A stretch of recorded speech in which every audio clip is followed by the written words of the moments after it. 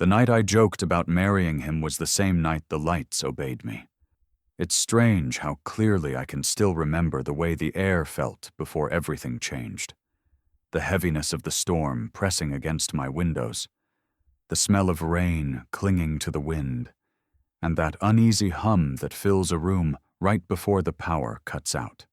I had been sitting on the couch, half listening to a movie I'd seen 100 times, when thunder cracked so loud it rattled my glassware. A second later, the television blinked to black, and my entire apartment fell silent. The refrigerator stopped humming. The heater clicked off, and for the first time that evening I could hear my own heartbeat. I cursed under my breath and reached for my phone, the small glow of the screen cutting through the thick darkness like a single desperate flame. I wasn't scared. At least that's what I told myself. But the silence was so complete that it almost felt wrong. I moved through the apartment, bumping into furniture, searching for the candle drawer I always swore I'd organize someday. The storm outside grew angrier, the wind howling through the alleyway behind my building, and every time lightning flashed, the room filled with a ghostly silver light that vanished before my eyes could adjust. As I fumbled with a matchbox, something knocked, once sharp and deliberate, against my front door. I froze, the match trembling in my hand. The knock came again, softer this time but steady, like whoever was outside already knew I was listening. My apartment building wasn't the kind of place where neighbors showed up unannounced, especially not during a thunderstorm, but when I opened the door, he was standing there. My neighbor from down the hall, the quiet one with the kind eyes and the old toolbox he always carried. I didn't even know his last name, but I'd seen him fixing things in the hallway, always polite, always reserved. He looked soaked through, his hair plastered to his forehead, a flashlight hanging from his wrist. "Power's out all over the building," he said, his voice calm and steady despite the storm. "Thought you might need help." I laughed nervously, brushing a strand of hair from my face. "If you can fix the lights tonight, I'll marry you." It was nothing but a joke, just something to fill the silence. But the words had barely left my mouth when the air seemed to change. The storm outside hesitated, the wind pausing mid-howl, as if the world itself had stopped to listen. He smiled, just a faint curve of his lips, and took a step inside. He hadn't even opened his toolbox yet when the overhead light blazed to life, flooding the room with brightness so sudden it made me blink. Then, every lamp, every bulb, every tiny string of fairy lights I'd forgotten to unplug came to life at once. The glow was blinding, too intense to be normal, and for a moment I thought maybe the entire building had surged with power. But when I looked at him, he was standing still, both hands empty, his face pale beneath the glare. The light buzzed in the air around us, vibrating like a living thing. I could feel it against my skin, a strange static warmth crawling up my arms. He opened his mouth as if to say something, then stopped, staring at the nearest lamp with wide eyes. I followed his gaze and saw the bulb flickering, not like a dying light, but pulsing, steady, and slow, like a heartbeat. Neither of us moved. The hum grew deeper, filling the room with a low, resonant sound that seemed to come from nowhere. I took a step back, and the lights brightened, reacting to my movement. I froze again, and they dimmed. What is this?" I whispered, but my voice sounded small, lost beneath the electric thrum. He shook his head once, confusion etched across his face. "I didn't touch anything," he said quietly, his voice almost drowned by the rising hum. "The power shouldn't even be back yet." The air smelled different now, sharp and metallic, like ozone after lightning.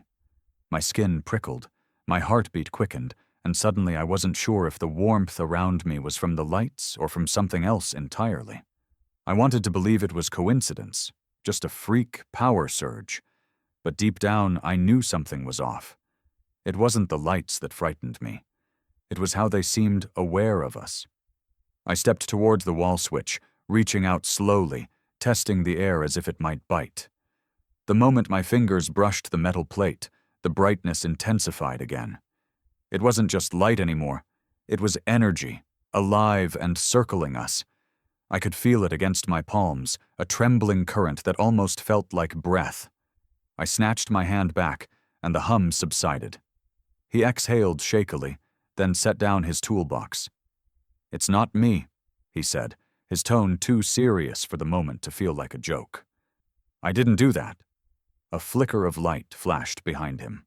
I turned and saw the hallway bulb outside my apartment door stutter in time with the ones inside. The storm had returned, thunder cracking loud enough to rattle the windows, but the lights held steady, glowing unnaturally bright even as the sky outside flashed. I felt something heavy pressing down on the room, like the air itself was watching. "Maybe it's just a surge," I said weakly, but the words sounded hollow. He didn't answer. He just stared at the ceiling, his eyes reflecting the trembling light. "No," he whispered after a long pause, his voice barely audible. "This isn't how power works." I followed his gaze, and that's when I saw it. The light bulb directly above us pulsing again, but this time the rhythm wasn't random. It was beating faster, almost perfectly matching my heart. The realization sent a cold shock through me. I pressed a hand to my chest. The pattern changed instantly, mirroring the shift in my pulse. I wanted to scream, to run, to pretend none of it was happening. But the lights wouldn't let me look away. I could feel them reacting with every breath I took, like the entire room was alive, breathing with me. He looked at me, his expression unreadable now. Fear, disbelief, something else I couldn't name, all mixed together. "What's happening?" I whispered. He didn't respond right away. His eyes darted to the light, then back to me. "You said something," he murmured. "Before they came on. You made a promise." I frowned, confused. "It was a joke," I said. "I was joking."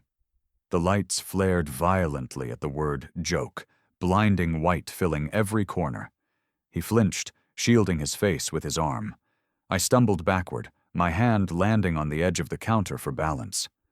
The hum grew into a sharp ringing in my ears, almost like the sound of feedback from an old microphone. Then, just as suddenly, the brightness began to fade. The lamps dimmed to a soft, trembling glow. The air felt lighter again, but the room still buzzed faintly, like the aftermath of something powerful passing through. I looked at him, waiting for him to laugh, to say something that made it all make sense. But his expression didn't change. His breathing was shallow, his eyes fixed on the flickering bulb above us. For a long moment, the only sound was the faint hum of electricity and the muffled roll of thunder outside. Then, finally, he spoke, his voice low, almost afraid to break the silence. "I didn't do that," he whispered, each word trembling in the heavy air. The lights flickered once more, slow and deliberate, as though they were answering him. I felt my throat tighten, my pulse racing as the hum returned, steady, rhythmic, and almost alive. He stared at the trembling light and said again, softer this time, "I didn't do that," as the bulbs flickered like they were breathing in the same rhythm we were. He didn't laugh when the lights came on. He looked terrified. That was the first thing that made me realize whatever had just happened wasn't normal. His face had lost all its color, and the confident stillness he'd walked in with was gone. The storm outside was still raging, lightning slicing through the sky like cracks in glass. But the only thing louder than the thunder was the silence between us. I tried to lighten the moment with a weak smile, waving a hand toward the glowing lamps. "Guess the power company has perfect timing," I said. "You showed up just in time to get all the credit." He didn't move, didn't smile. His eyes stayed fixed on the ceiling as if he was waiting for it to move. "You shouldn't have said that," he finally muttered, voice low and uneven. The way he said it wasn't scolding. It was warning.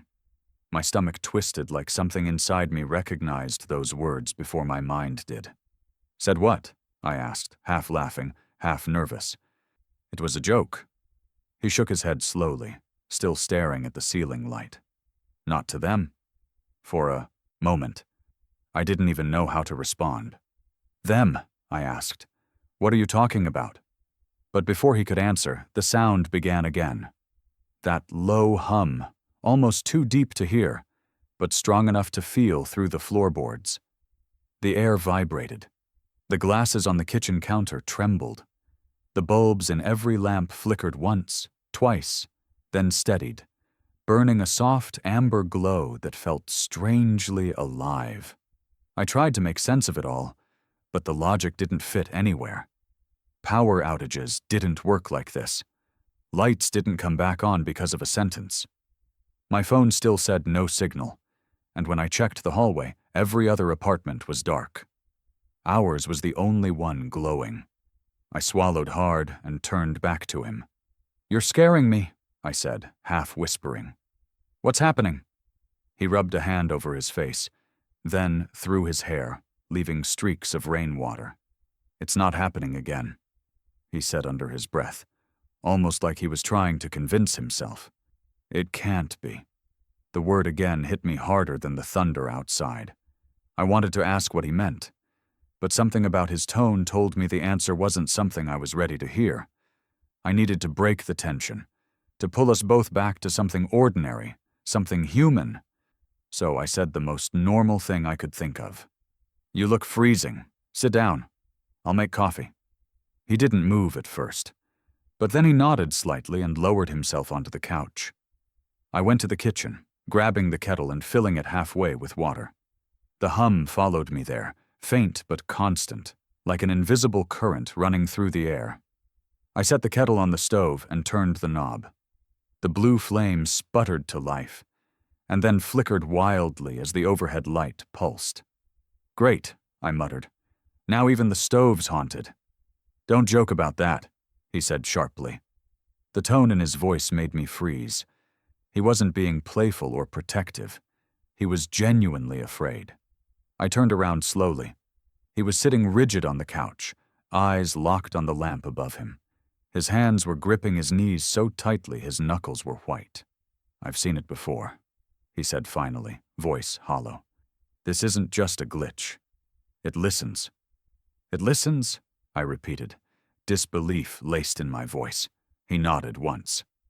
"Not with ears, not like us. It's energy, consciousness. It responds to sound, emotion, intention.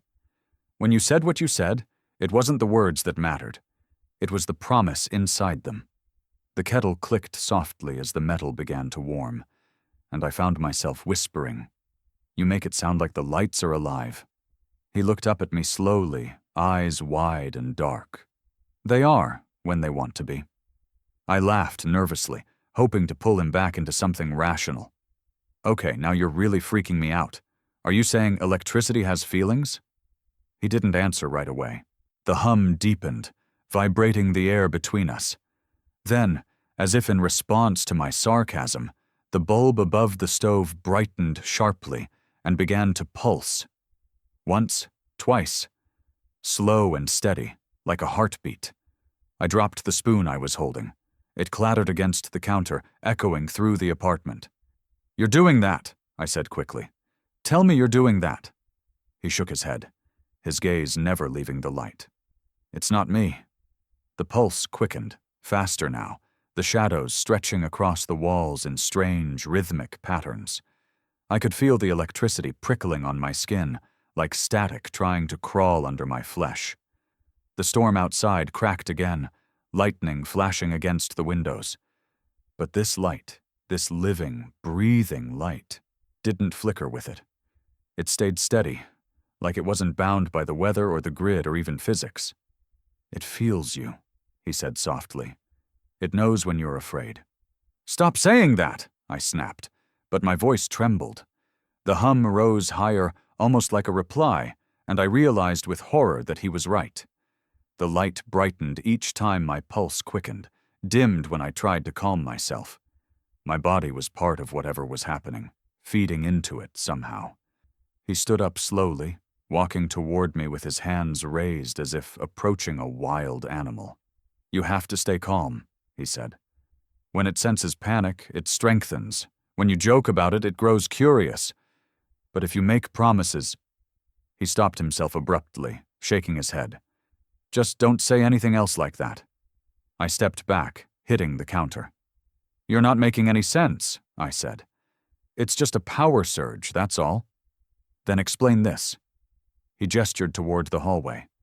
I turned my head, and my blood ran cold. The lights in the hall were now flickering in sequence, one after another, moving toward my door as though something invisible was walking closer with each flash. I could hear the faint hum following it, creeping nearer with every pulse. Is someone out there? I whispered. He didn't answer. His eyes were locked on the last bulb, the one directly above the door. It flickered once, paused, and then went completely dark. The hum stopped. The silence that followed was suffocating. Even the rain seemed to hush, like the world outside was waiting for something. My throat felt tight, my hands trembling as I reached for my phone. But before I could touch it, the kettle on the stove began to rattle violently, shaking against the burner. Steam hissed from the spout, and the metal screamed against the heat. I turned off the flame, but it didn't stop. The whistle pierced through the silence, high and unrelenting, like a warning cry. He was already moving, yanking the kettle away and setting it in the sink. The moment it hit the metal basin, the lights flickered again. All of them at once. I stared at him, trying to find logic, but all I saw was fear, deep, bone-level fear. You've seen this before, I said, barely audible. You said it's happened before. What is it? He took a long breath, then looked at me with an expression that chilled me more than the storm ever could. It started years ago, he said slowly, his voice shaking. It went quiet for a while. I thought it was over, but it's starting again. The words hung in the air, and as he said them, the light above us pulsed twice, like it had been waiting for him to remember. When the lights died this time, something else was in the room with us. It happened so suddenly that for a second, I thought I'd gone blind. Every bulb, every tiny glimmer of electricity that had filled the apartment just moments before vanished at once, plunging us into a suffocating darkness so complete it felt physical.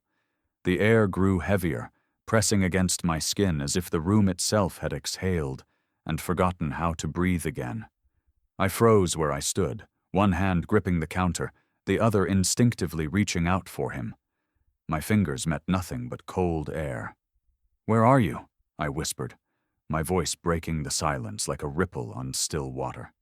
"Stay still," he answered, his voice low. Too low. But what made my heart skip was that it came from across the room, far away from where I'd last seen him standing. A chill ran down my spine. I hadn't heard him move. There hadn't been a sound, no footsteps, no rustle, and yet somehow his voice was now behind me. I tried to turn on my phone, desperate for light, but the screen refused to glow. The battery wasn't dead. I could feel it vibrate in my hand, but the display stayed pitch black, as if something had drained not just the power, but the will of the device to function. The silence deepened. It wasn't the kind of quiet that comes with peace. It was the kind that swallows sound whole, like the world had been muted by something vast and unseen. My breathing grew shallow, and each exhale seemed too loud. Then, from somewhere to my left, came the faint creak of wood. Slow, deliberate, like a single cautious step. I turned toward the sound, pulse hammering in my ears. "Is that you?" I asked, but no answer came. A flash of white cut through the dark. The television, dead for the past hour, flickered violently to life, filling the room with static snow and a low, crackling hum that vibrated through my chest. For a split second, in the reflection of the screen, I saw movement. Something standing behind me. Not clear enough to define, just a silhouette, darker than the shadows themselves, and too tall to be him. I gasped and spun around, my back colliding with the edge of the counter. The TV went black again. The air felt colder, thicker, as though the darkness had shape and weight. Then the storm outside stopped. No rain against the windows, no wind rattling the glass, no distant rumble of thunder. The silence that followed was absolute. I didn't even hear my own heartbeat anymore. "Move," he said suddenly, his voice sharp now. I didn't argue. His hand grabbed my wrist out of the dark, strong and urgent, and before I could ask what was happening, he was pulling me toward the front door. His touch was the only thing that felt real, grounding me against the oppressive nothingness pressing in from every direction. We stumbled through the dark hallway, and for a terrifying moment I thought we were running toward something instead of away from it. I could feel the floor trembling faintly beneath my feet, not from the storm. It was something else, something rhythmic, almost like breathing. He stopped suddenly, forcing me to halt mid-step. "Don't say anything," he whispered. "Don't make a sound." I could barely see his outline now, but I could feel him trembling. My throat burned with the urge to ask why, to demand what exactly was happening. But before I could speak, a faint light appeared in the darkness, my phone screen flickering to life on its own. The brightness was almost blinding after the blackness, and I squinted at it, realizing that the screen wasn't on the home menu or the flashlight. It had opened directly to my messages. The sender was listed as unknown. There was a single text. "You said yes." The words blurred as my vision swam with confusion. "What?" I started, but he snatched the phone from my hand, his face illuminated by its ghostly glow. His eyes were wide, his jaw tight. "When did this come through?" he asked, his voice cracking slightly. "I don't know," I stammered. It just now. It turned on by itself?" He stared at the screen for a long moment, his expression changing from fear to something worse. Recognition. Without a word, he handed it back to me, and my gaze dropped to the timestamp beneath the message. It read 10:04 p.m. I felt my chest tighten. "That's not possible," I whispered. My voice didn't sound like mine anymore. What time is it now?" He lifted his wrist, his old analog watch ticking softly in the silence. 10:09, he said. 5 minutes. 5 minutes before I made the joke. Before I said the words that made the lights come back. My hand shook so hard I nearly dropped the phone. "It's wrong," I said, my voice rising. "It's some kind of glitch. Maybe it's delayed or—" "It's not wrong," he interrupted quietly, stepping closer. "It's what I was afraid of." I looked at him, desperate for sense, for logic, for something solid to hold on to. "What are you talking about? What does that mean?" His jaw tightened. "It means it's not reacting to what we're doing now. It's reacting to what's already been decided." The room seemed to tilt, my balance slipping under the weight of his words. The air around us pulsed again, faint but undeniable, and the lights along the hallway began to flicker back to life one by one. Except they weren't lighting the way out. They were forming a pattern, spreading backward from the door to where we stood, as if guiding something toward us. He let go of my wrist and turned toward the dark, his voice barely more than a whisper. "It knows you said yes. It always knew. I wanted to run, but my body wouldn't move." The glow from the hallway bulbs stopped right before reaching us, leaving a single strip of darkness between our feet and the light. I didn't dare step forward. I could feel something standing there, unseen but present, watching. My phone vibrated again. I looked down, dread filling me as the screen lit up. Another message from the same number appeared. "You promised." My breath caught in my throat. My fingers trembled over the screen, too terrified to reply, but the message bubble flickered as if someone, or something, was typing back. I backed up slowly until my shoulders hit the wall. "Please," I whispered, to him, to it, to anyone who could hear. "Make it stop." He took a shaky breath, his voice breaking. "You don't understand. Once it starts, it doesn't stop. It's not just the lights, it's the thing behind them." Before I could respond, the hallway bulbs all went out at once, leaving us in the kind of darkness that felt alive, thick and breathing. The hum returned, louder this time, surrounding us like the world was inhaling through the walls. Then, from the corner of the room, a faint sound, a whisper. I couldn't make out the words, but the tone was unmistakable. It was soft, familiar, and it was my voice. I felt my heart stop. "Did you hear that?" I whispered. He nodded, frozen, his eyes wide. "It's starting again." And before I could even process the words, my phone vibrated one last time, showing a new message from the same number. The timestamp, 10:03 p.m. 5 minutes before it all began. He said we'd already made that promise once, years ago. At first, I thought he was joking, trying to pull me out of my fear with another strange story. But the way his voice trembled, the way his eyes avoided mine, told me this wasn't some twisted attempt at humor. He meant it. And the longer I looked at him, the more I felt the weight of his words sinking into the pit of my stomach. "I don't understand," I said, my voice thin, barely audible over the soft hum that still lingered in the air. "What do you mean we've made that promise before? We've only known each other for a year." He didn't answer right away. His hand brushed through his hair, slick with sweat, even though the room felt cold. Then, slowly, he said, "We've known each other longer than that. You just don't remember." I laughed, because that was the only thing my body knew how to do when reality started to tilt sideways. "You're saying we knew each other before I moved here? That doesn't make any sense. I'd remember." "You were 9, he said quietly, "and I was 10. The words hit me like a drop of ice, water down my spine. I shook my head, but a faint flicker of memory, a smell, a sound, started to rise from somewhere I hadn't visited in years. He took a step closer, his eyes never leaving mine. There was a storm that night, too. You and your parents were camping in the hills just outside of town. My family had a cabin nearby. The power went out. You wandered away from your tent with a lantern that wouldn't light. I found you crying by the old fire pit." As he spoke, pieces of that night began threading themselves together in my mind like a half-forgotten dream.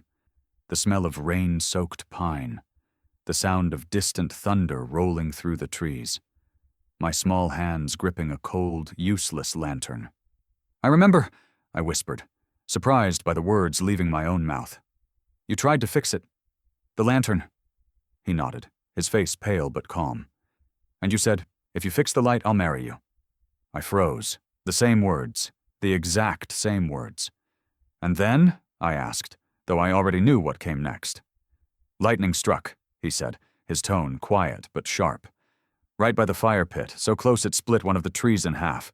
The light came on after that, not the lantern but the sky itself. Everything glowed. My grandmother said it was a bad omen. She told me never to make promises during a storm, said that thunder carries the words higher than heaven, and sometimes something else listens." The room felt suddenly smaller, the air thick and charged. I wanted to call him crazy, to dismiss the story as the rambling of someone under too much stress.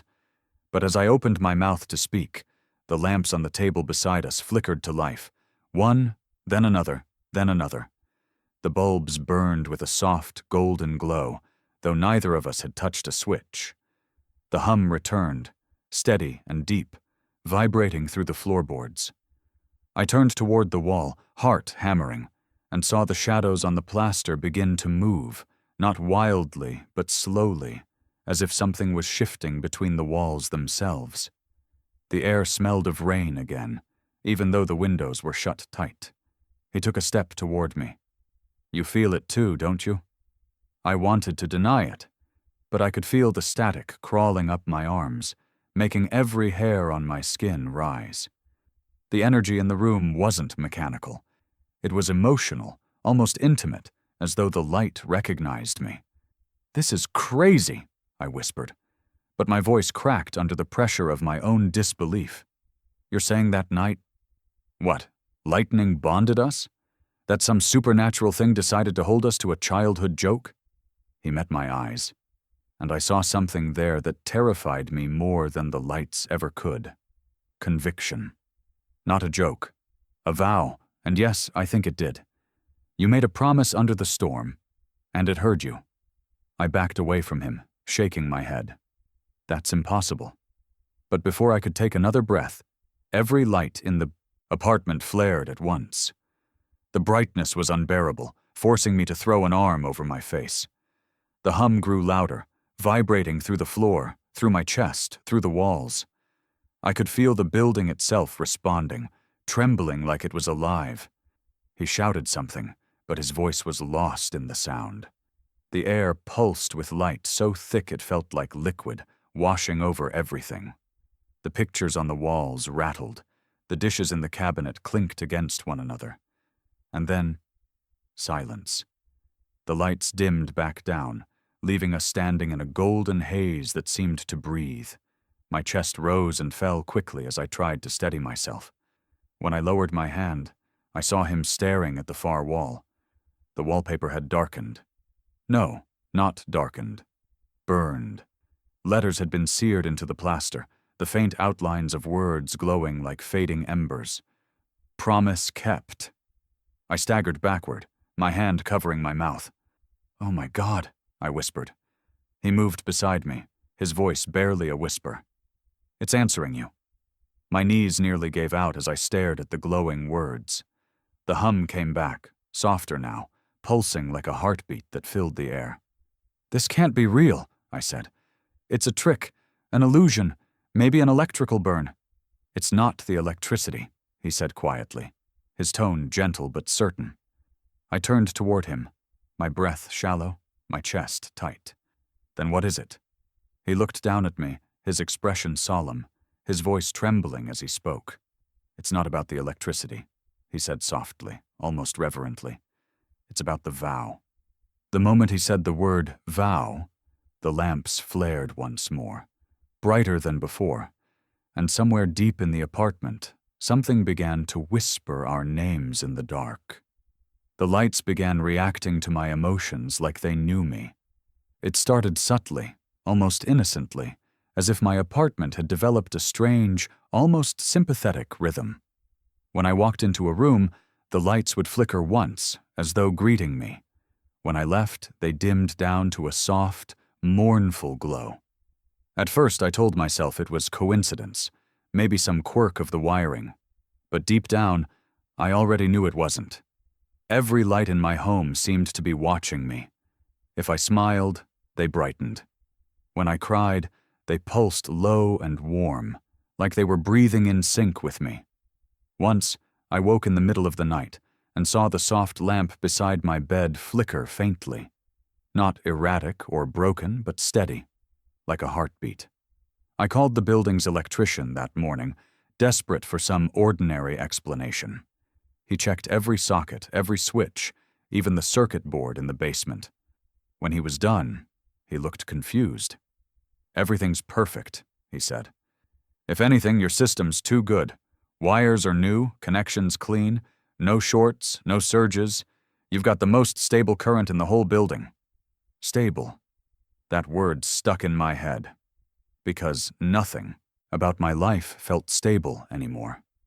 After that, I tried to talk to him, to the man who'd started all this, the one who'd once been my quiet neighbor but now felt like a stranger from another life. But he avoided me. When I knocked on his door, there was no answer, though I could see light moving beneath the cracks, shifting like water. When we crossed paths in the hallway, he wouldn't meet my eyes. "It's better if you don't ask," he muttered once, his voice barely audible. I wanted to scream at him, to demand the truth, but every time I got close, the hallway lights would flicker sharply, like a warning. Then the whispers started.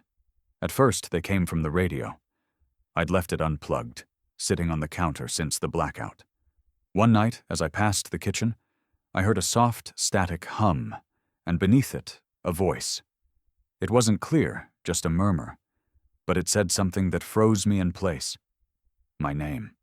I stood there for a long time, staring at the unplugged cord trailing across the floor, whispering to myself that it had to be a trick of my mind. But then the same thing happened the next night, only this time through the speaker of my phone, even though it was in airplane mode. The sound was faint, but familiar. A man's voice, calm and low. "Do you remember?" The words felt like a finger tracing the inside of my chest. I turned the phone off, yanked it from the charger, and tossed it across the room. But the voice didn't stop. It had moved, this time from somewhere inside the walls.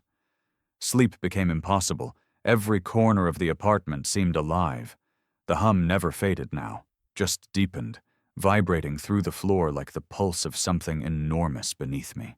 The more I tried to ignore it, the more it responded. When I cried, the lamps dimmed low, as if comforting me. When I laughed, even bitterly, the overhead bulbs brightened so suddenly it hurt my eyes.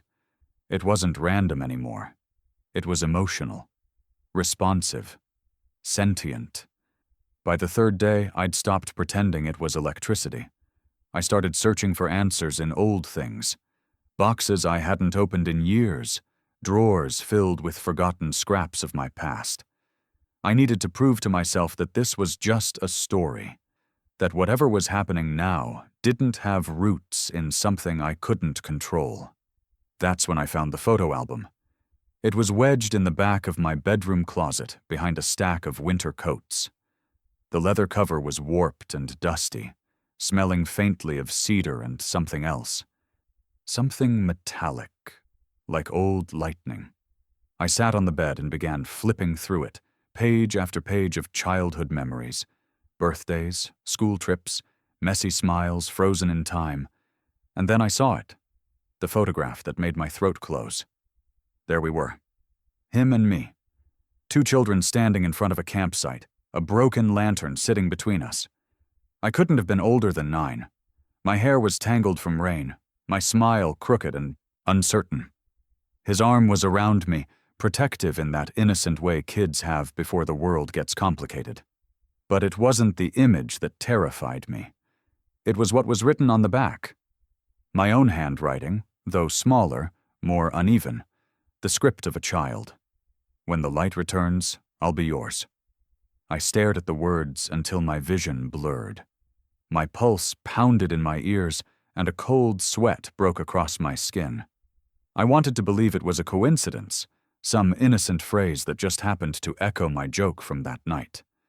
But the timing, the connection, the impossible familiarity of it all, it wasn't random. It couldn't be. I whispered aloud, "What does this mean?" The hum deepened. For a long moment, nothing else happened. Then the air shifted. The room grew heavier, denser, as if the walls themselves had leaned closer to listen. I could feel the static crawling across my arms again, the same electricity that had filled the apartment on the night everything began. I looked up toward the ceiling. The bulb above me was glowing too bright, its light trembling. "Stop," I whispered, as if the house could hear me. "Please, stop." The light flickered once, as though in answer. I took a step back. "Please," I said again, louder this time, my voice cracking. "Just stop." The bulb made a sharp popping sound. I flinched. The hum grew louder, then stopped all at once. And in that brief, unbearable silence, the bulb above me shattered. Glass rained down in slow motion, glittering in the light from the other lamps, which, impossibly, remained on. The shards clinked softly as they hit the floor, and for a heartbeat, everything was still. Then I heard it, faint, right behind me. My own voice, whispering, "You promised." I turned toward the sound, trembling, and saw the reflection in the darkened window. Not of myself, but of a small child holding a broken lantern, standing exactly where I had been.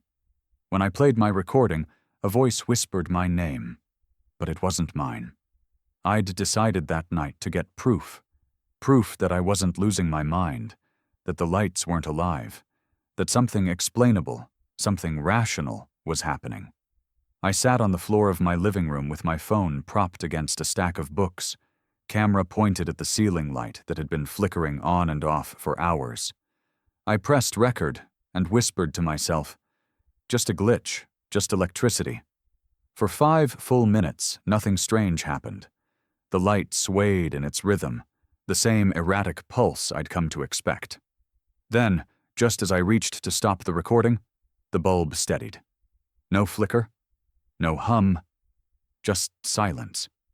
It wasn't until I replayed the video that the terror began. At first it was faint, the low hiss of background noise.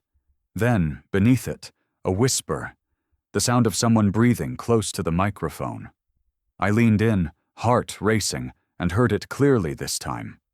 A voice, low, deliberate, said my name. Not once. Twice. Then came the words that made every part of me go cold. Keep your promise. My hand shook so violently that I almost dropped the phone. I stopped the playback and replayed it again and again, hoping I'd misheard. But the voice was always there, perfectly clear, woven into the static like it belonged. And it wasn't my voice. It wasn't his either. It was something else. Something too calm. Too aware. I didn't even think before calling him. My words tumbled out, breathless, incoherent. You have to come here. Now. He arrived within minutes, pale and wide-eyed. When I showed him the recording, he didn't look shocked. He looked resigned. I've heard it too, he said finally, setting the phone down like it burned him. What do you mean? He rubbed his hands together, avoiding my eyes. It started a few nights ago, in my sleep. I'd dream I was walking through a dark house, your house, and the lights would follow me, one by one. Every step I took, they'd blink on. When I stopped, they'd wait. And then I'd hear it. The same whisper. My name. Your name. Over and over. He paused, swallowing hard. And then it would say, keep your promise. The air between us grew heavy, thick with something unspoken. I could barely breathe. So what do we do? He hesitated before answering. We cut the power. For a moment, the idea seemed absurd. But then I realized that nothing else had worked. The light had followed us even when we didn't touch a switch. The whispers came from places with no connection, no current. Maybe, I thought, if we could drown the house in total darkness, whatever this was would lose its hold. We went to the breaker box together. My hand hovered over the main switch as my heart pounded in my chest. You ready? He asked. I nodded, though I wasn't sure I was. He flipped the switch. Everything went black. For a few seconds, there was pure silence. No hum, no flicker, no whisper, just the sound of our breathing. Relief flooded through me, fragile and trembling. But it didn't last. At first, I thought my eyes were adjusting to the dark. The air in the room seemed to shimmer faintly, just enough to outline the walls. Then I realized it wasn't my imagination. The darkness itself was glowing. A faint, pale blue, like moonlight trapped inside glass. I reached out a hand, and the glow seemed to lean toward me, as if the air were responding to my movement. I pulled back sharply, heart pounding. Do you see that? I whispered. He nodded slowly. It's not the electricity. The glow deepened, pulsing in waves. It moved closer to us, soft but purposeful. My mind screamed to run, but my body refused. There was something mesmerizing about it, something almost beautiful. Without thinking, I reached for his hand.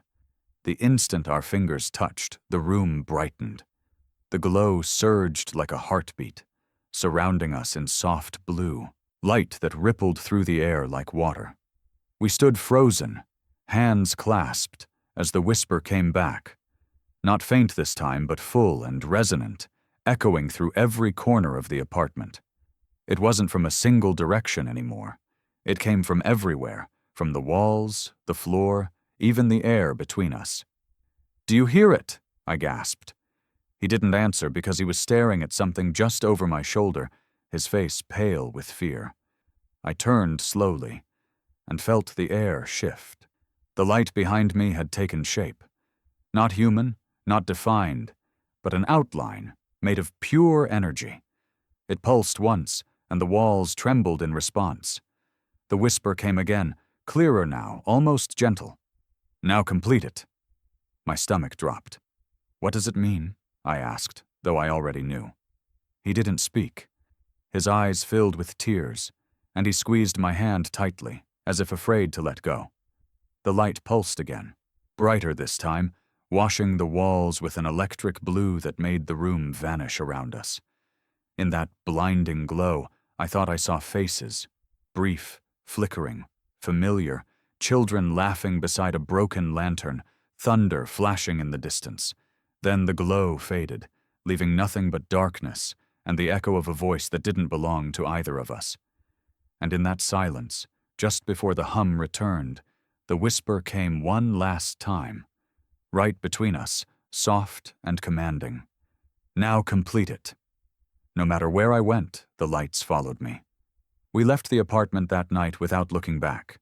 The moment the front door closed behind us, I felt the weight of the air change, as if the building itself exhaled. The street outside was quiet, slick with rain. My car's headlights cut through the fog in narrow beams as we climbed in, neither of us speaking. The silence between us was heavy, filled with the things we were too afraid to say. He sat in the passenger seat, his hands clenched in his lap.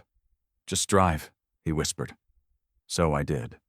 I drove, out of the neighborhood, through the maze of empty streets, toward the glowing skyline of the city. The rain followed us in sheets, streaking across the windshield like falling threads of glass. For a moment, I thought maybe we'd left it behind. The hum, the whispers, the flickering glow that had haunted the apartment. But I was wrong. As soon as we turned onto the main road, the streetlights began to react. At first, I thought it was just my eyes playing tricks on me. Each lamp we passed dimmed as we approached, then flared back to life in the rearview mirror. But as we picked up speed, the pattern became undeniable, each light bowing out as if acknowledging our presence, creating a wave of motion that followed us down the dark road. "What the hell?" I muttered, gripping the wheel tighter. He stared through the windshield, his expression grim. "It's not just happening to you anymore." Ahead, the traffic signals blinked in perfect rhythm. Red, yellow, green, flashing in sequence like a heartbeat guiding us somewhere. The hum returned, faint but steady, vibrating through the steering wheel, through the floor of the car. I didn't say anything, because there was nothing to say. Every light on that road was alive, aware, and waiting. The city appeared ahead, glowing like a constellation of artificial stars. But as we drove closer, something caught my eye in the side mirror. A faint, bluish shimmer, following the car's outline like a reflection that didn't belong. At first I tried to ignore it. Then I looked again. It wasn't a trick of light. It was a shape, a faint silhouette, humanoid, but not solid, made of the same pale glow that had filled the apartment. It hovered behind us, matching our speed exactly, as if tethered to the car. I slammed the brakes. The tires screeched on wet asphalt, the car fishtailed, and for a split second, the shape flickered, then steadied. It didn't move closer. It just hovered, pulsing faintly, as if waiting for permission to follow.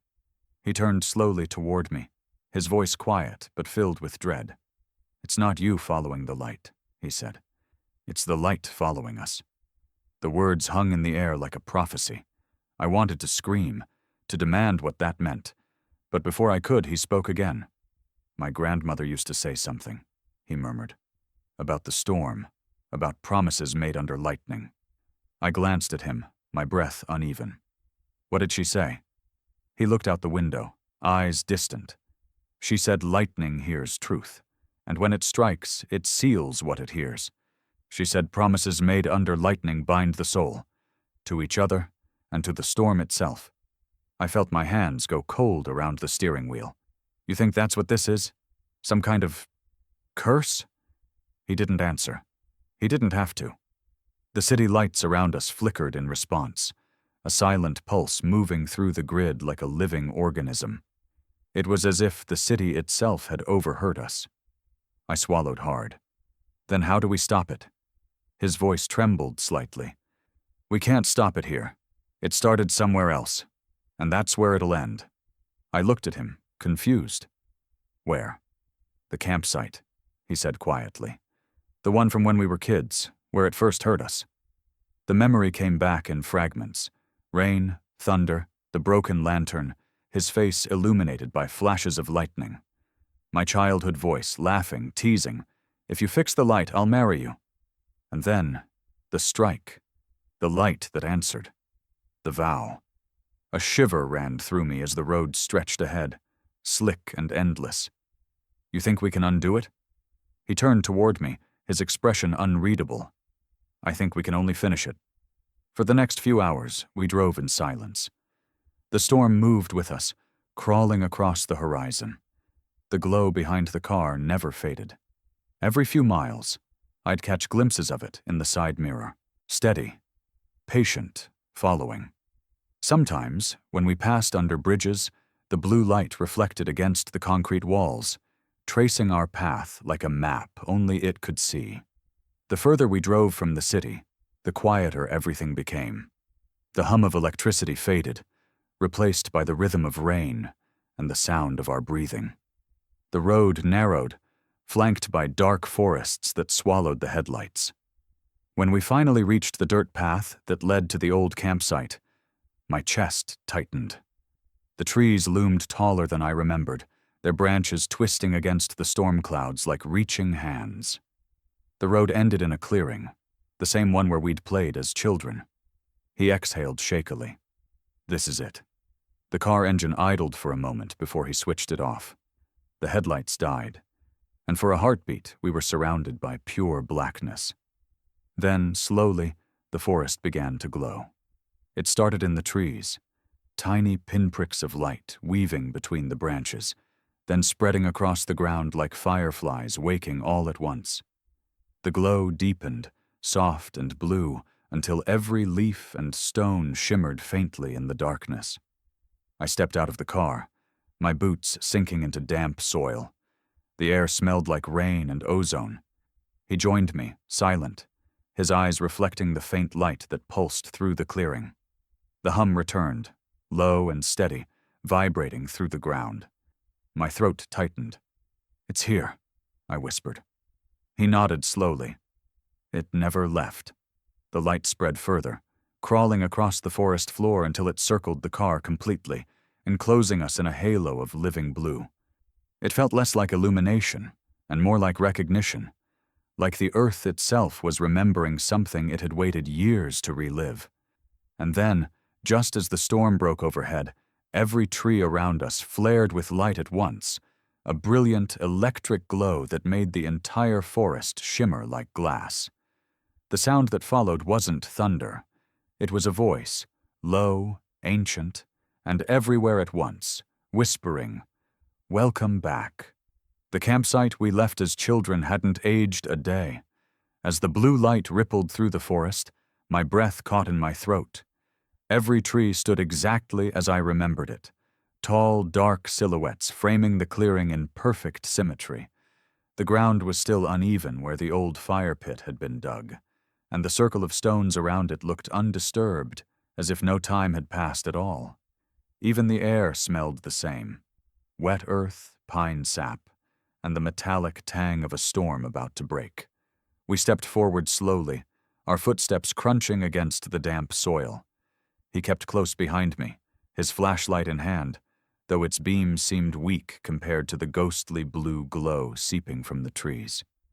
I tried to tell myself that this was impossible, that no place could remain frozen in time like this.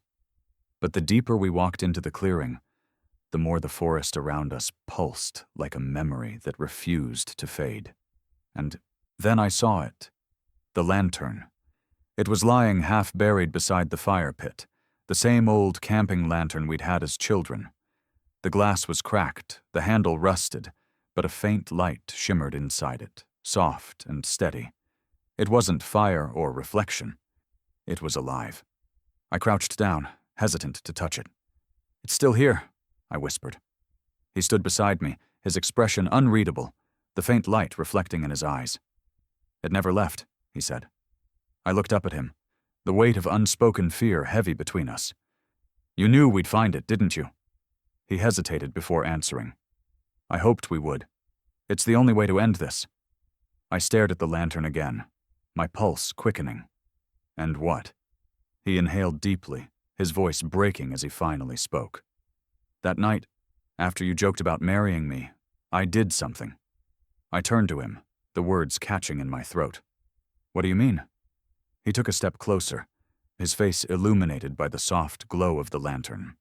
When the lightning struck, I wasn't scared. I remember you running to hide, but I just stood there. I looked up at the sky and I made a wish. The world seemed to still. The rain around us slowed. The hum of the forest deepened. What did you wish for? I asked softly. His eyes flickered with something, guilt, maybe, or love. I wished to never lose you. I stared at him, my stomach twisting. You what? I asked the light, he said quietly, his words trembling. I asked it to keep us connected. I didn't think it would listen, I was just a kid. But when the lightning hit, when everything turned white, I heard it. A voice, it said, "The promise is sealed." He looked down, his voice breaking. And from that moment it's been with me, following me, watching me, every storm, every flash of light. I feel it. And now it's come for you too. I stepped back, shaking my head. You're telling me you asked for this? You brought this here? His voice cracked. I didn't know. I didn't understand what I'd done. My heart was pounding so hard it hurt. I turned back to the lantern, watching its faint light flicker like a heartbeat. So this light, it's not haunting us, it's keeping a promise. He nodded slowly. It's not trying to hurt us, it's trying to remind us. The forest seemed to respond to his words. The hum grew deeper, more resonant. The trees themselves began to vibrate, their branches trembling in perfect rhythm. It was like standing inside the body of something vast and alive, and we were its pulse. The lantern brightened suddenly, flooding the clearing in blue-white light. Shadows stretched and twisted, dancing across the trees. The sound of crackling electricity filled the air, mingling with the distant rumble of thunder. I couldn't look away. The light wasn't chaotic. It was purposeful, deliberate.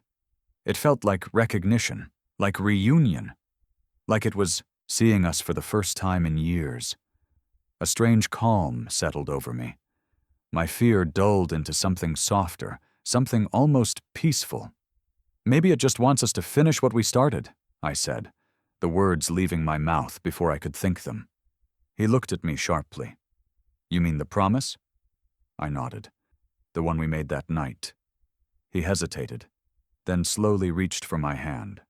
The moment our fingers touched, the lantern flared, the forest responding with a deep, echoing hum. The trees swayed though there was no wind, their leaves glowing faintly at the edges. The sound grew louder, vibrating through the ground beneath our feet. It wasn't frightening anymore. It felt ancient, ceremonial, as though the world itself was remembering something sacred. I looked up, blinking against the brightness. What does it want from us? He shook his head. Maybe not what it wants. Maybe what we promised. Before I could answer, the air shifted. The hum fell into silence. For a single breath, everything stopped. The trees, the light, even the rain. Then a sound rose from the woods, low and deep, like thunder trapped in a human throat. A voice. It rolled through the clearing, through the trees, through the ground beneath our feet. Then fulfill the vow. The words weren't shouted. They didn't need to be. They carried the weight of inevitability, of something that had waited too long to be denied. The forest seemed to bow with the sound. The light from the lantern swelled until it consumed the clearing, turning the air to glass. I could feel it now. The connection between us, pulsing through our hands like a current. It wasn't anger or vengeance that filled the air. It was longing, completion. He looked at me, his eyes shining in the light. It's not asking anymore, he whispered. It's telling us. Before I could speak, the forest floor split with a blinding surge of light, and from deep within the trees, that same voice came again. Closer this time, echoing like a heartbeat in the dark. Then fulfill the vow. The ground beneath us began to glow, and he started to fade. The moment the voice spoke, the earth erupted with light. It wasn't the blinding flash of lightning or the cold pulse of electricity. It was something deeper, something alive. The soil shimmered like molten glass, streaks of blue-white light crawling beneath the surface like veins under translucent skin. The trees around us quivered, their roots glowing faintly as if the forest itself had become part of some great, breathing organism. At first I thought it was only the ground that was changing, but then I saw him. He stood a few feet away, staring at his hands.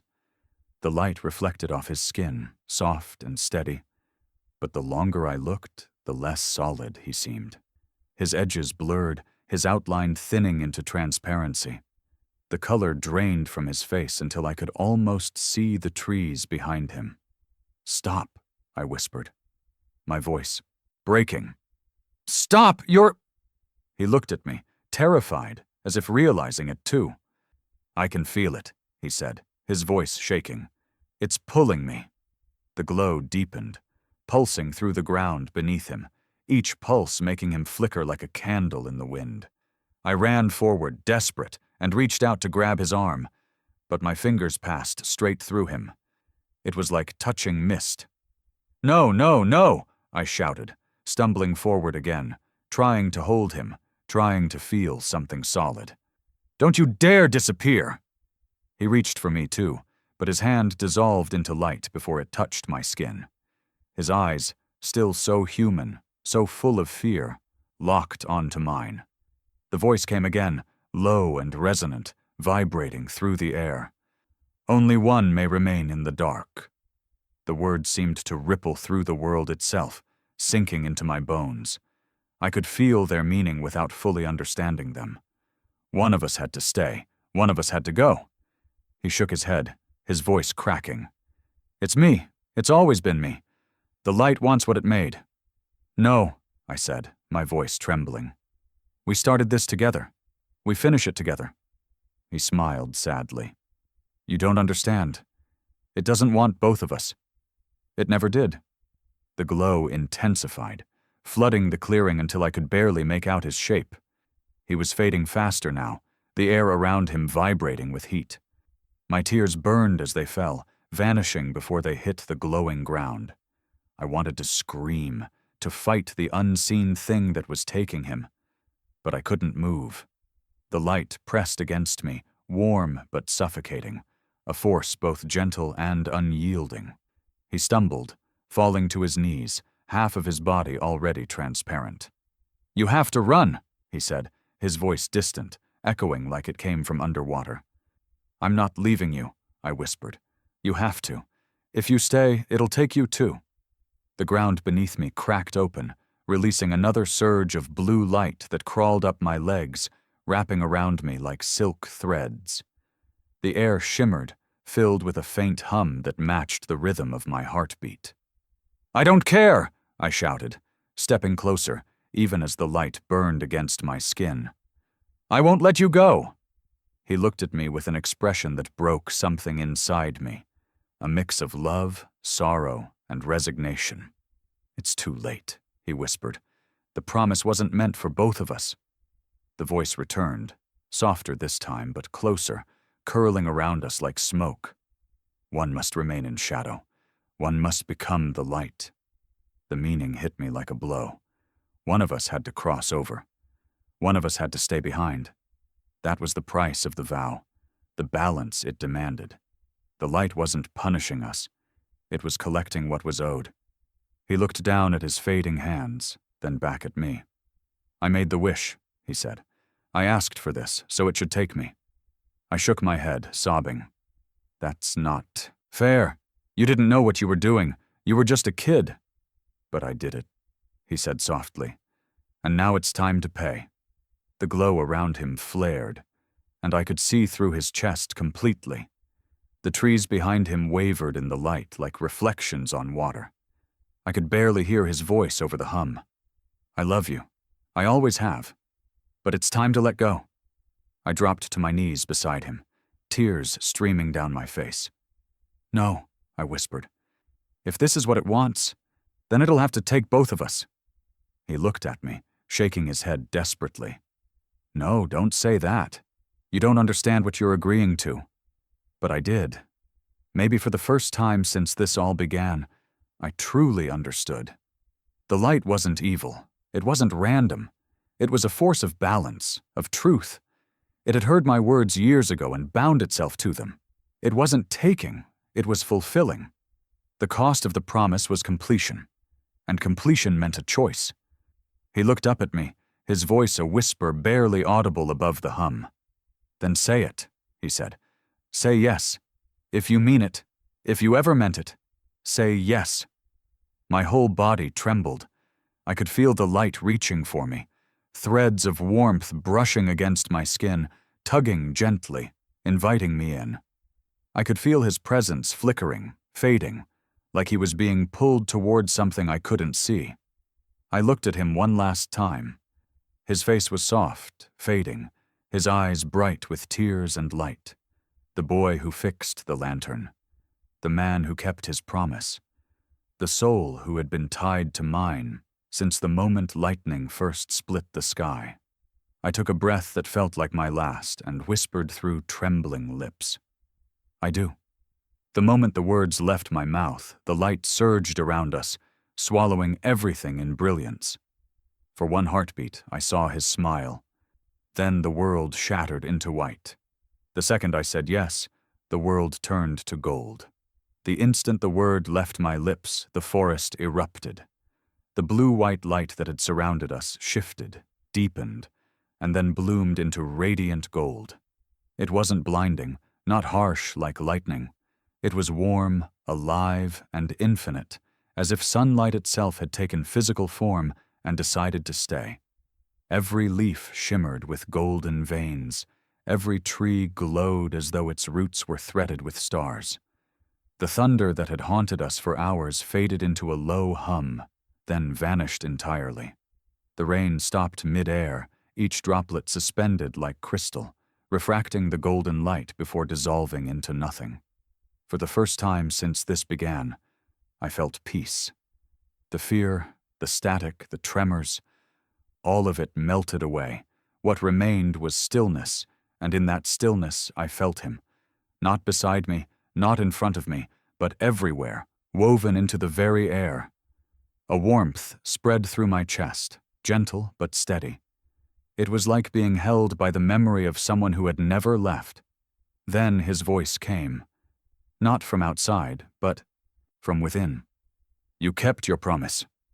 I closed my eyes, tears blurring the golden light. I didn't want to lose you, I whispered. His voice was soft, almost a sigh. You never could. The words carried through the air, echoing faintly in the shimmering light. I wanted to reach for him, to find his face, his hand, something tangible, but the forest around me was dissolving. The trees were fading into gold dust, swirling upward like embers caught in a gentle wind. The ground beneath me rippled like a golden sea. My body felt lighter, as if the light had accepted me, drawing me into itself. For a terrifying moment I thought I was disappearing too, but it didn't feel like death. It felt like being remembered. I tried to move, but there was no resistance, no ground, no air. I was suspended in pure brightness, drifting in a weightless space that felt endless and kind. The hum of the forest became a melody, a sound both ancient and new. Soft, rhythmic, like the echo of two heartbeats blending into one. I thought I saw him then. Just a glimpse. His silhouette formed from the light itself, no longer the fragile, fading version I had seen before, but whole. Solid. Smiling. He looked just as he had when we were children. The same kind eyes, the same warmth in his expression. You found it, he said gently. I shook my head, tears falling freely now. Found what? The promise, he said. It wasn't about forever. It was about faith. You believed the light was listening, and it was. I reached for him instinctively, and for a moment I felt something. A touch, a pulse, a spark of warmth that moved from him into me. Then he smiled again, faintly, as his form began to fade into the gold. "No," I whispered. "Please, not again. Stay." "You already have me," he said softly. "But now you need to let the light rest." The forest pulsed one last time, a wave of brilliance that swept through everything. The hum deepened, resonating through my bones. Then, slowly, the glow began to dim. The golden world started to fade back into color. Green, brown, gray, the forest was returning to itself, the world reforming like a film reel rewinding after a dream. When I opened my eyes, everything was still. The light had vanished, the rain had stopped, the trees stood tall and silent, their leaves still trembling slightly, as though they'd witnessed something divine. I was sitting on the forest floor, the cold, damp earth pressing against my palms. The hum was gone, replaced by bird song, distant and cautious, as if nature itself was testing the air after a storm. And then I saw it. His jacket. It lay across my lap, soaked through but warm to the touch, as if it had just been taken off. The smell of rain and pine clung to it. My hands shook as I gripped the fabric, pulling it close, holding it like a tether to reality. But he was gone. There was no sign of him.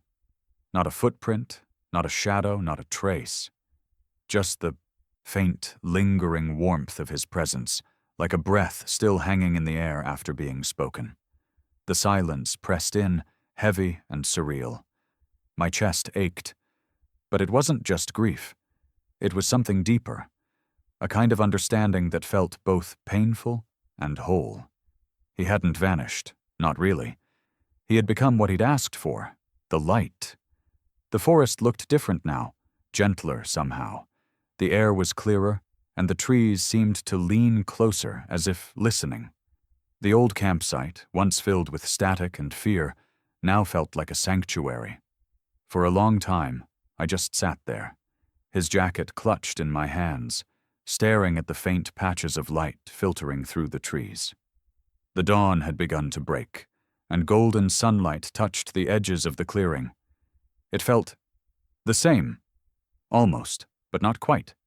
There was something in that light now, a rhythm, a pulse, a whisper that only I could hear. I stood slowly, my legs trembling beneath me, and took one hesitant step toward the trees. The world felt heavier without him, yet somehow more complete. Every sound, every color, every flicker of light seemed sharper, alive.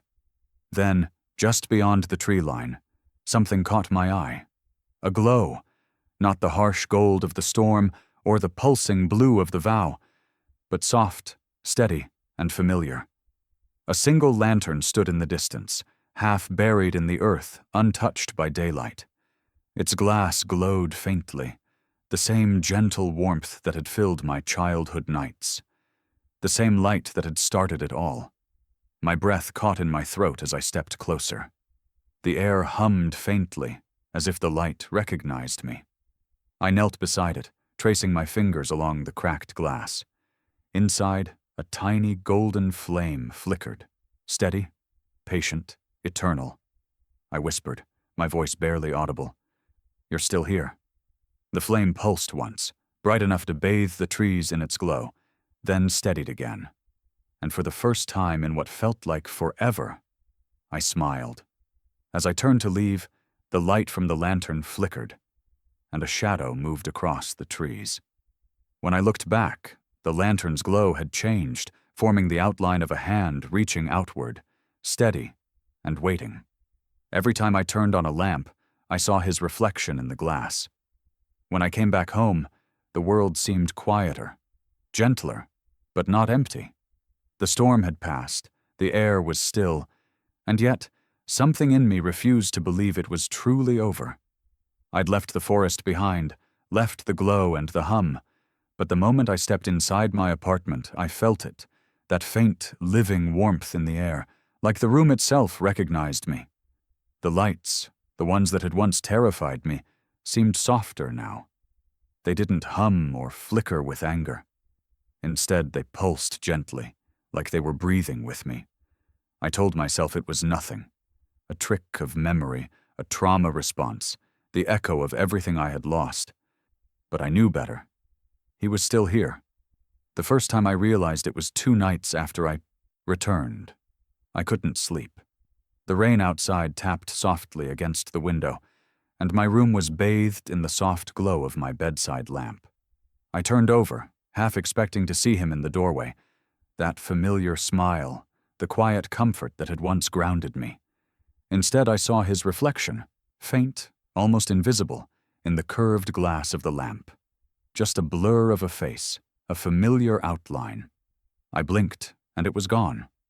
But the warmth lingered, soft against my skin, like the brush of invisible fingers. After that, I stopped questioning it. I stopped pretending. Every time I turned on a light, the glow felt different, personal, attentive, like it was aware of me. Sometimes, when I whispered his name under my breath, the bulb above me would brighten slightly, or the air would grow warmer, wrapping around me like an unseen embrace. The radio static began again, too, faint, gentle, not the violent crackle of before. Late at night, when the world outside was silent, I'd turn the dial slowly, searching for that familiar hum. And sometimes, buried deep within the noise, I'd hear it, a sound like laughter. His laughter. It was always distant, fragile, but unmistakable. At first, it broke me. The idea that he was still here, somewhere between the world of the living and the light, was too much to bear. But grief has a strange way of becoming comfort when you've lost everything. So I started talking to him. Not in prayer, not in madness, just quietly, the way we used to talk when the power went out and the world felt small and honest. I'd tell him about my day, about the coffee that burned my tongue, about the neighbors who argued too loud in the hallway. And every time, something in the room would shift. A bulb flickering softly, a faint hum rising from the walls, like the light was listening. I began to rely on it.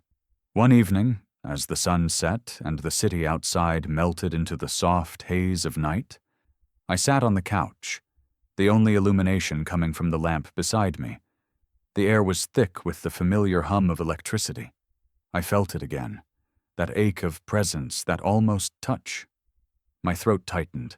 I leaned closer to the lamp and whispered, barely audible, "Are you still here?" For a moment, nothing happened. Just the soft buzz of silence. Then, slowly, the lamp flickered twice, deliberate, unhurried, like a heartbeat answering mine. My breath caught. Tears spilled down my cheeks before I could stop them, hot and relentless. My chest ached with the kind of sadness that feels too big for words. And yet, in the middle of it all, I smiled. Because I knew. He hadn't left, not really. The light hadn't taken him away. It had given him a place to stay. In that glow, in that hum, he was still with me. From that night on, I stopped fearing the lights. I welcomed them. When I came home, I'd whisper, "Hi," and the lamps would flicker gently in response. When I'd sit by the window, tracing the raindrops against the glass, the glow would shift warmer, softer, wrapping the room in gold. Sometimes I'd wake in the middle of the night and find the hallway lights on, casting a faint silhouette against the wall. Not solid, but familiar. I'd watch it for a few moments, afraid to move, afraid that if I blinked, it would vanish. But it never did. He was everywhere, not haunting, not lingering, just existing. In the light that filled my home, in the gentle flicker of every flame, in the warmth that pressed against my heart when I whispered his name. The world outside continued, indifferent as always, but my world had changed.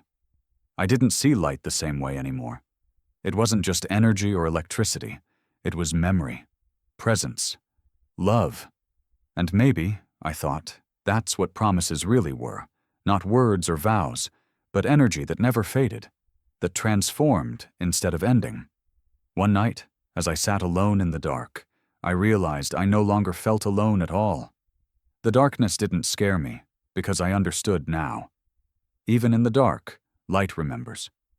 I turned on my phone, staring at the black screen until my reflection stared back. My heart ached as I whispered, "I miss you." The lamp beside me flickered once, then twice. I smiled through the tears. "I know," I said softly. Then, suddenly, my phone screen lit up on its own. I hadn't touched it, hadn't received a call. But there it was, the soft glow cutting through the dark. And on the screen, a message appeared. No number. No name, just one word, glowing faintly against the black background. "Always." The word pulsed once, like a living thing. I pressed my hand over the screen, the warmth seeping into my skin. I closed my eyes and breathed, feeling the quiet hum of the light around me. He wasn't gone. He was the light now, in every flicker, in every reflection, in every spark that refused to fade. And I knew, wherever I went, I'd never walk into darkness again. As I looked back at the lamp, it flickered twice more, casting a faint reflection in the glass. And this time, I swore I saw him smile. Then my phone buzzed once more, the same word glowing across the screen. Always. Even now, years later, the lights still turn on before I touch the switch. Time has moved differently since that night in the forest. It didn't race or crawl. It simply unfolded, one quiet moment at a time, like pages in a book that no one else was reading. The storms came and went. Neighbors moved in and out. The city kept humming its endless tune. But for me, every hum of electricity still carried a heartbeat I knew by memory. I live alone now. My apartment has changed. New furniture, new walls, new colors. But some things never did. The light still feels alive. It still greets me when I walk into the room. I don't even have to touch the switch anymore. The bulbs flare softly to life, warm and patient, like they've been waiting for me to come home. At first, it frightened me. Then it comforted me. Now it feels like breathing. Sometimes, when I pour my morning coffee and the sunlight spills across the counter, I think about him. The way his voice softened when he said my name. The way he smiled when he fixed that old lantern all those years ago. The memory has worn smooth with time, like a stone I've carried in my pocket for too long. It doesn't ache the way it used to. It simply is. Storms no longer scare me. They used to fill me with dread, with the sound of thunder pressing against my ribs like a warning. But now, when lightning cuts through the sky, I stop what I'm doing and just listen. I watch the flashes paint the room gold and white. And I remember. Not the fear, not the chaos, just him, standing there with that quiet determination, fixing a broken light because I'd made a joke that became a promise. Every time the power flickers, I find myself whispering the same thing I did back then, half laughing, half praying. You fixed it. And every single time, without fail, the light softens. Not flickers, not hums, just softens, like it's nodding in response, like it understands. Sometimes I talk to him out loud, sometimes only in my thoughts. When the nights are long and the city outside is asleep, I tell him about my day, about the things he's missed, about how the world's changed and how I've changed with it.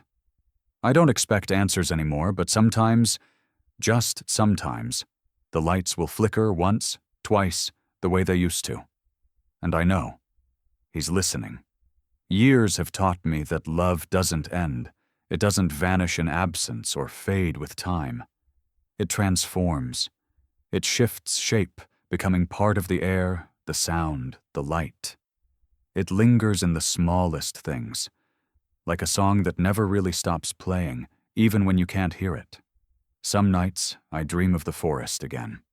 Not the way it was that night, full of blue light and thunder, but quiet and golden, bathed in the gentle warmth of morning. The lantern is always there, sitting beside the old fire pit, glowing faintly even though the sun has risen. And he's there too, sitting across from me, his expression calm, peaceful. In those dreams, we don't speak. We don't have to. The silence between us says everything words ever could. Sometimes, when I wake, I can still feel that warmth on my skin. The same warmth that filled the clearing when I said, "I do." It lingers for just a moment before the morning light takes its place. I've learned that promises like ours don't die. They evolve. They live on in the smallest acts, in the spaces between what's visible and what's felt. They live in every flick of a switch, every spark of connection, every light that refuses to burn out completely. Love, I've realized, isn't about holding on. It's about remembering without needing to possess. It's about carrying the glow forward, even when the one who lit it is no longer beside you. Every bulb in my apartment has a soft golden hue now. I like it that way. It makes the nights feel less empty. It makes the silence feel full. And sometimes, when I walk through the hallway before bed, I turn off the lights one by one, just to see. The first goes dark, then the second, then the third. Each time, the room dips into shadow. But I don't feel alone. When I reach the last lamp, the one by the window, the one that's always been a little different, I pause. The switch is cold beneath my fingers. I flip it gently. Nothing happens. The light doesn't go out. It stays. Steady, golden, alive. I wait, half expecting it to dim or flicker, but it doesn't. It just glows softly, casting a faint reflection on the glass. And in that reflection, for a split second, I swear I see him. Not a ghost, not a shadow. Just him. Whole, smiling, as if time never touched him. The image fades as quickly as it appears, leaving only the warm glow behind. And I smile, tears tracing silent lines down my cheeks. Because I understand now. The promise didn't end in that forest. It didn't vanish when the storm cleared. It lived on, in me, in the light, in every moment that dared to hold a little bit of warmth against the dark. Some promises don't fade. Some loves don't die. They just change form. As the night deepens, the lights fade out one by one, their glow dissolving into quiet darkness, until only one remains. The lamp by the window burns steady, unwavering. It doesn't flicker, doesn't dim. It stays alive, casting a single golden reflection across the room. The promise never burned out. If this story sent chills down your spine, don't just scroll away. Stay with the light. Tell me in the comments what you would have done if the lights turned on after your joke. Make sure you hit subscribe, because the next story might just answer the question you're afraid to ask. And remember, some promises never fade. They just wait for you to return.